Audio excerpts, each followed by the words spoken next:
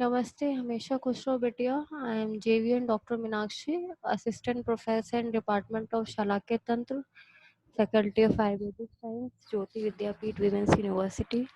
Today in this session, we will discuss the secondary glaucoma.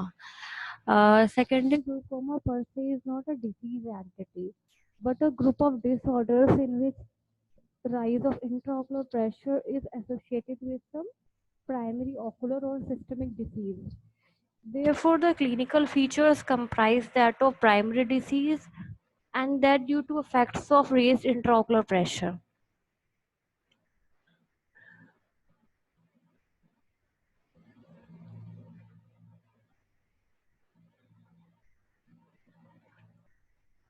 Then the classification of the secondary glaucoma, depending upon the mechanism of rise in IOP, it is secondary open glaucoma and secondary angle closure glaucoma. The secondary open angle glaucoma in which aqueous outflow may be blocked by a pre-trabecular membrane, trabecular clogging, edema and scarring or elevated episcleral venous pressure.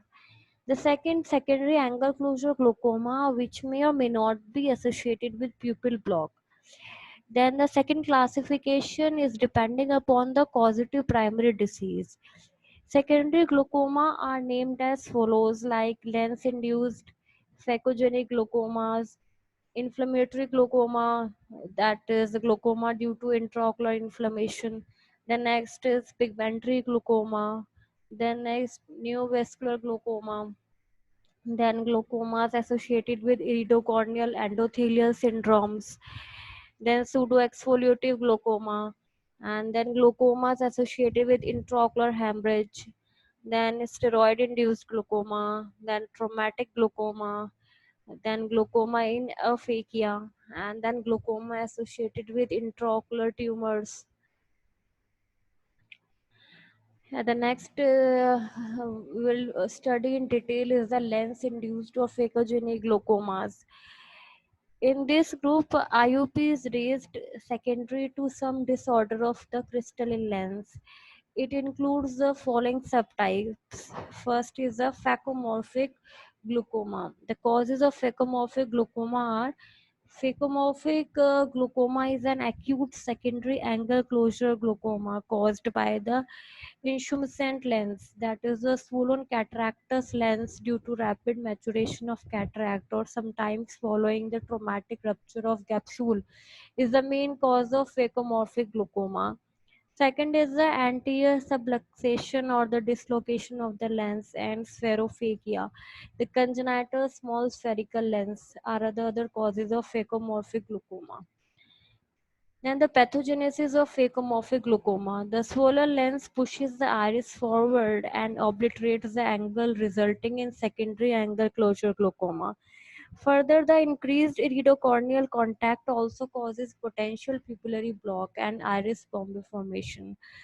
Then the clinical presentation of phacomorphic glaucoma. The phacomorphic glaucoma presents as acute congestive glaucoma with features almost similar to acute primary angle closure glaucoma, except that the lens in always cataractous and swollen. Then the treatment of phacomorphic glaucoma. The treatment should be immediate and consist of the medical treatment to control intraocular pressure by intravenous mannitol, systemic acetazolamide, and topical beta blockers. Then the cataract extraction with implantation of posterior chamber intraocular lens, which is the main treatment of phacomorphic glaucoma, should be performed once the eye becomes quiet. Here is an image of the phacomorphic glaucoma. There is ciliary congestion, pupil is dilated, and there is intumescent senile cataractous lens. And then next type is the phacolytic glaucoma. The phacolytic glaucoma is also called the lens protein glaucoma. The pathogenesis of phacolytic glaucoma is it is a type of secondary open angle glaucoma in which trabecular meshwork is clogged by the lens proteins and macrophages which have phagocytosed the lens proteins. The leakage of the lens proteins occurs through an intact capsule in the hypermature or Morganian cataractus lens. Then the clinical features of phacolytic glaucoma. The condition is characterized by the features of congestive glaucoma due to an acute rise of intraocular pressure in an eye having hypermature cataract. Anterior chamber may become deep and aqueous may contain fine white protein particles. Then the management of phacolytic glaucoma. It consists of medical therapy to lower the intraocular pressure followed by extraction of the hypermature cataractus lens with posterior chamber intraocular lens implantation. Then the third is the lens particle glaucoma. The pathogenesis of lens particle glaucoma. It is a type of secondary open angle glaucoma in which the trabecular meshwork is blocked by the lens particles floating in the aqueous humor. It may occur due to lens particles left after accidental or planned extracapsular cataract extraction or following the traumatic rupture of the lens. The clinical features of lens particle glaucoma are the raised intraocular pressure associated with lens particles in the anterior chamber. Then the management of lens particle glaucoma includes the medical therapy to lower intraocular pressure and irrigation aspiration of the lens particles from the anterior chamber. Then the next is the glaucoma associated with phacogenic uveitis. The pathogenesis of glaucoma associated with phacogenic uveitis. In this condition, the intraocular pressure is raised due to inflammatory reaction of the uveal tissue excited by the lens matter.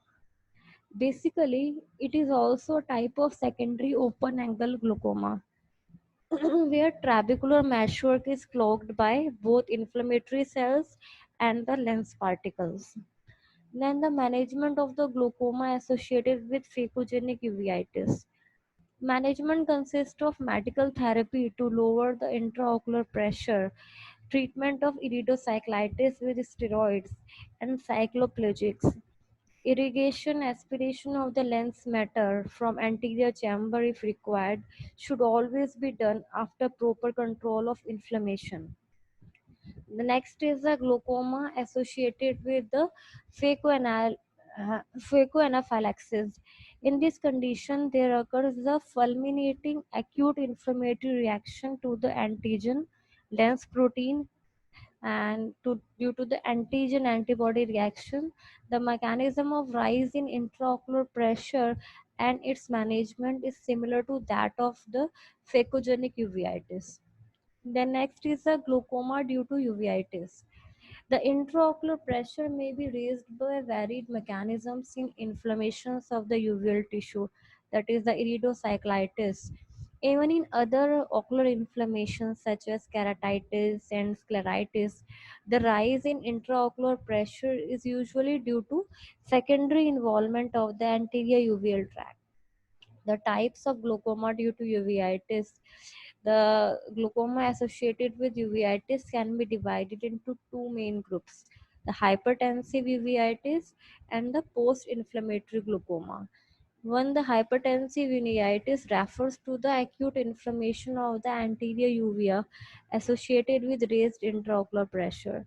It includes the non-specific hypertensive uveitis and the specific hypertensive uveitis syndromes.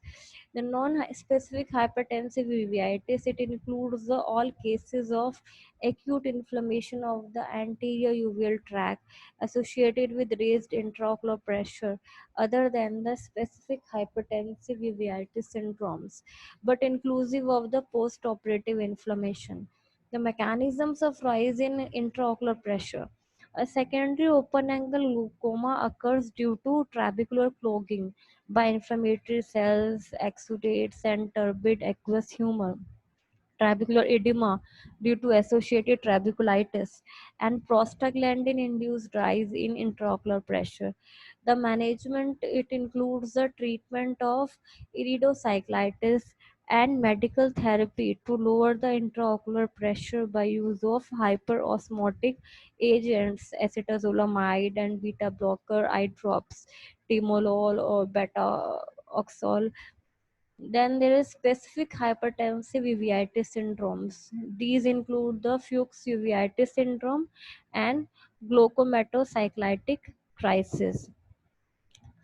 Then there is a post-inflammatory glaucoma. In it, IOP is raised due to after effects of the iridocyclitis. The mechanisms of rise in intraocular pressure include the pupillary block due to annular synecdoche or occlusio pupillae, secondary angle closure with pupil block following iris bombay formation, the secondary angle closure without pupil block due to organization of the inflammatory debris in the angle, then secondary open angle glaucoma due to trabecular scarring and obstruction of the meshwork. Then the management. It includes the prophylaxis and curative treatment. Prophylaxis, the acute iridocyclitis should be treated energetically with local steroids and atropine to prevent formation of synecdoche. And curative treatment is consist of the medical therapy to lower intraocular pressure, and surgical or laser iridotomy may be useful in pupil block without angle closure. The filtration surgery may be performed with guarded results in the presence of angle closure. In next session, we will start from the pigmentary glaucoma. Thank you so much. This session is powered by digital version 2.0 Jyoti Vidyapeeth Women's University. I hope you are satisfied with my session. If you have any query, please mention in the comment box. I will resolve it. Thank you so much.